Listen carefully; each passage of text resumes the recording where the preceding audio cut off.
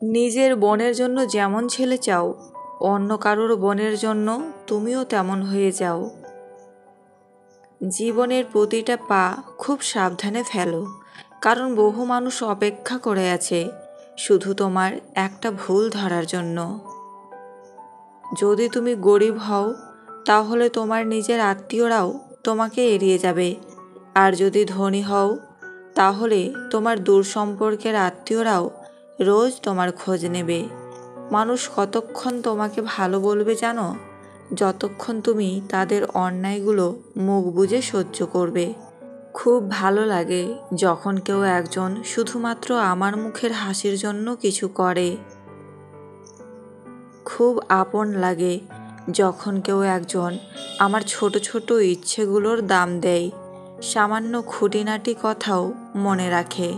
খুব স্পেশাল হয় যে কিনা বাদ দাও, ভালো লাগছে না বলার পরেও বারবার কি হয়েছে জিজ্ঞেস করে যাবে, যতক্ষণ না তার সাথে সব শেয়ার করছি। আজকালকার দিনে এমন কোনো বন্ধু বা প্রিয় মানুষ পাওয়া সত্যি ভাগ্যের ব্যাপার।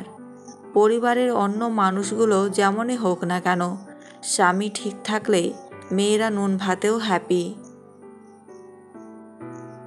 একটা মেয়ে বিয়ের পর তখনই সুখী হয় যখন তার স্বামী তাকে বোঝে, মূল্যায়ন করে, ভালোবেসে আগলে রাখে।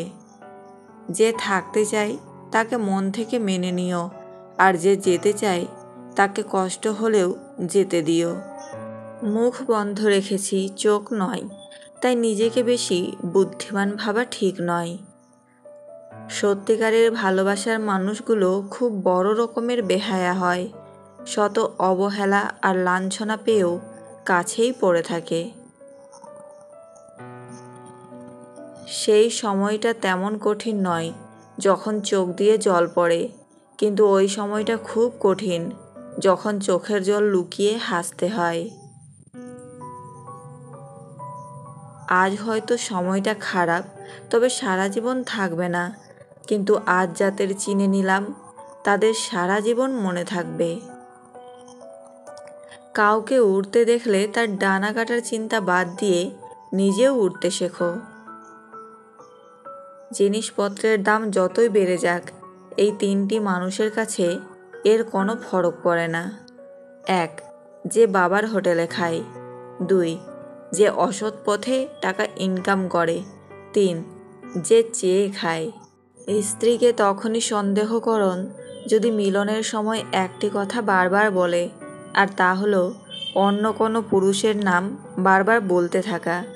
পাশে কেউ না থাকাটা একাকিত্ব নয়, মনের জমানো কথা কাউকে বলতে না পারাটাই একাকিত্ব। পাশের মানুষ আর মনের মানুষ এক না। ভালো মানুষেরা সবসময় ঠকে, কারণ তারা সবাইকে নিজের মতো মনে করে আর অন্যেরা প্রয়োজনে ব্যবহার করে।